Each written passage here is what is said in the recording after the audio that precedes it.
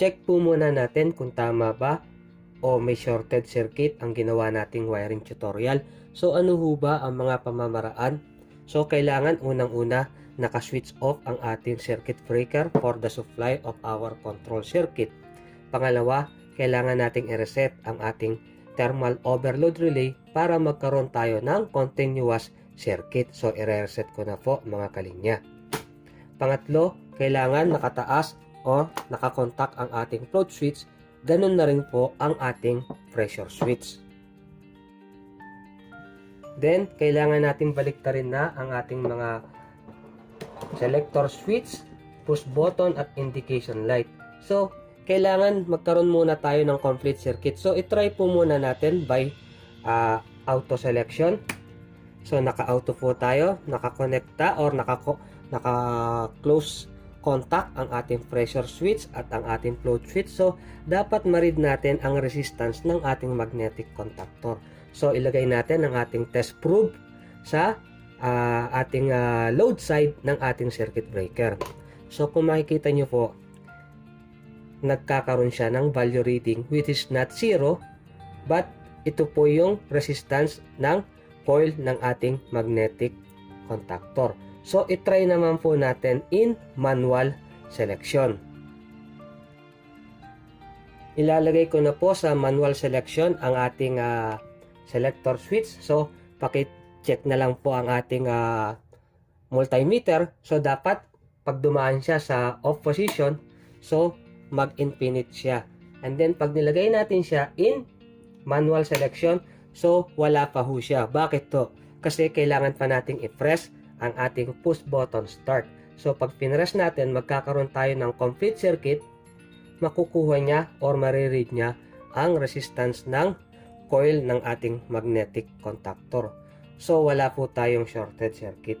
So, sure po tayo na maa-activate or gagana ng tama ang ating control circuit kahit hindi pa natin na energize with our supply voltage. So, i-release ko na po ang ating push button start. So, dapat magbalik siya sa infinite. So, pwede na po nating i-activate ang ating control circuit.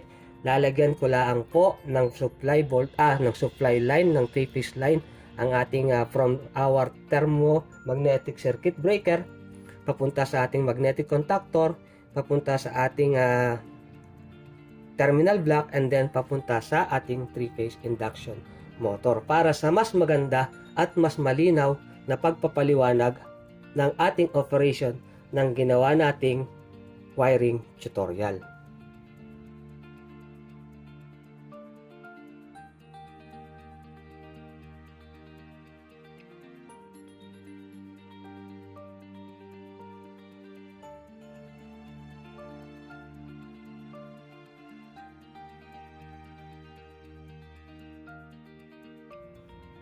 Guys, eto na tayo. Nalagyan ko na po ng 3-phase supply from our thermomagnetic circuit breaker papunta sa ating magnetic contactor, papunta sa ating terminal block, and from our terminal block papunta sa ating 3-phase induction motor. So, ang grounding po niya na andun sa kabilang side. So, pwede na po nating itry o subukan ang ginawa nating wiring tutorial. So, una po, i-on po natin ang ating circuit breaker for our control circuit. So, kung makikita nyo, mga kalinya, naka-ilaw ang ready, ang stop, at ang trip indication light. So, i-reset po muna natin ang ating trip indication light. So, naka-reset na po at ready na po ang ating control circuit.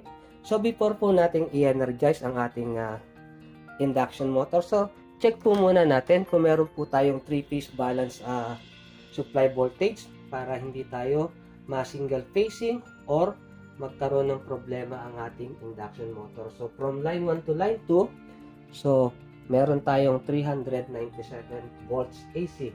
From line 1 to line 3, meron tayong 400 volts. And from line 2 to line 3, so, meron tayong 397 volts. So, balance naman with a minimal difference. So, itatry po natin ngayong paganahin ang ating ginawang wiring tutorial. So, ilagay po muna natin in auto.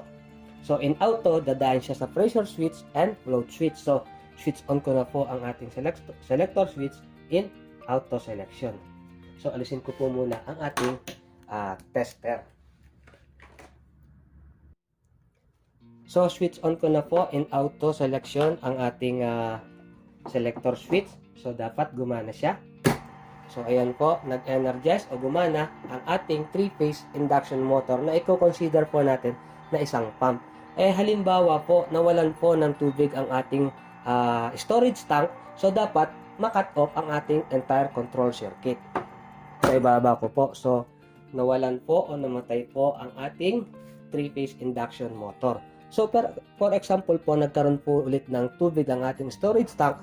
So, aandar ulit ang ating 3-phase induction motor. For example po mga kalinya, na-reach niya ang ating setup pressure. So, meron ng pondo ng tubig ang ating system. So, na-reach na niya ang ating setup pressure. So, ika-cut off po natin ang ating pressure switch. So, dapat matay siya. So, ayan po. For example po, nangailangan po ulit ng tubig ang ating ang system natin. So, kung makikita nyo po, nawala po yung ating ready indication light. For example po, mababa na ulit ang pressure sa ating system, water system. So, magko-contact na naman ang ating pressure switch. So, i-contact ko na po, i-release ko na po. So, aandar na naman ang ating pump, ang ating 3-phase induction motor. So, ayan po. Umilaw ulit ang ready indication light niya, nawala ang stop. Then, umilaw ang ating run indication light.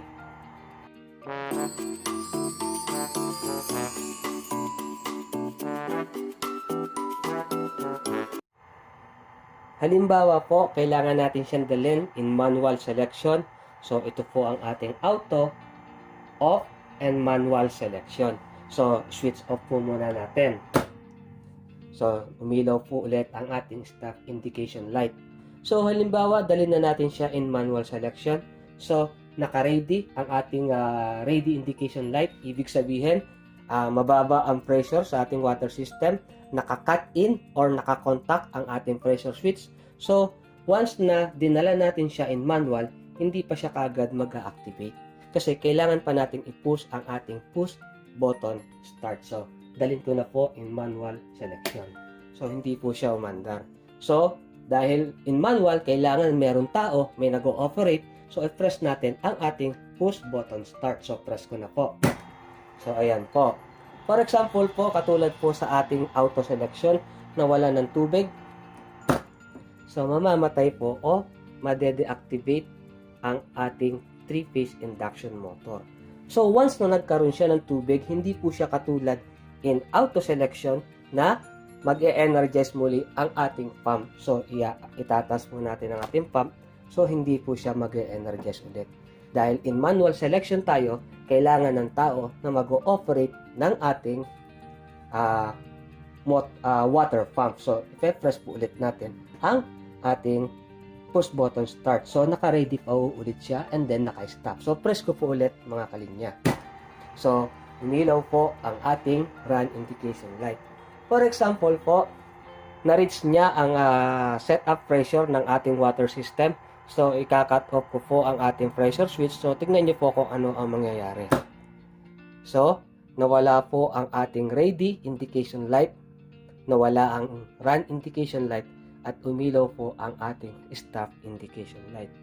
So, ito po yung ibig sabihin ko kanina. So, kapag hindi po nakailaw ang ating ready indication light, kahit po i-press natin ang ating push button start, so, hindi po siya aandar o mag-e-energize ang ating entire circuit. Meaning, meron pa ho tayong pressure sa ating water system. So, halimbawa po, na-press po natin ang ating push button start but hindi po nakailaw ang ating indication light for ready. So, press po natin. Hindi po nangangahulugan na meron pong problema ang ating control circuit. Ibig sabihin lamang po, cut off pressure pa ang mga contact ng ating pressure switch. So, naka-open contact pa siya. So, dahil nagkaroon na naman ng pangangailangan ng supply ng tubig, bumaba ang pressure sa system. So, magka-cut in ang ating pressure switch. So, umilaw siya. So, pwede na po natin ulit i-press ang ating push button start to activate our entire control circuit. So, ipe-press ko lang po mga kalinya. So, ayan. For example po, nawalan ho ulit ng tubig. So, tulad nga po ng sinabi ko, mamamatay siya and then, hindi ho siya mag-automatic on na once na magkaroon ng tubig sa ating storage tank. So, ganun din po, pagka na-reach niya ang pressure, and then bumalik siya, nangailangan siya ulit ng tubig sa ating water system, bumaba ang pressure. So, hindi ho siya mag-automatic start dahil we are in manual selection. So, kailangan ng tao na mag-o-operate. So, sana po nakatulong po sa inyo ang video tutorial na ito. So, sa mga bago po, please consider subscribing po and hit the notification bell button para palagi po tayong updated sa mga bagong videos. So, i-off ho ulit natin ang ating selector switch. And then, isa na lang po, dalhin natin in auto. So, ayan. Gumana siya. Nawala ng tubig. Mamamatay ang ating control circuit. Pag nagkaroon, hindi katulad in manual, so mag-automatic on siya ulit. So, ayan. Nag-automatic on ulit. So, pag na-reach na naman niya ang kanyang pressure, so, made-deactivate or mamamatay ang ating entire circuit, pati ang ating 3-phase induction motor. So, pag nangailangan na naman ng pressure, ng tubig, bumaba ang pressure, so, dahil nasa auto tayo, aandar siya ng kusa. So, ayan. So, nag-automatic start siya. Unlike sa ating, balik natin, unlike in our manual selection, so, kailangan nating i-push ang ating push button start. And then, kung mawala ng tubig, magka-cut off ulit siya. In case na magkaroon ulit ng supply ng tubig ang ating storage tank, so hindi siya mag-automatic start. So, kailangan natin ulit siyang i-start. And then, tulad nga po ng sinabi ko kanina, kapag na-reach na naman niya ang kanyang setup pressure, mamamatay siya. Once na nangailangan siya ulit o bumaba ang pressure, hindi ho siya aandar. So, kailangan natin ulit i-press ang ating start push button.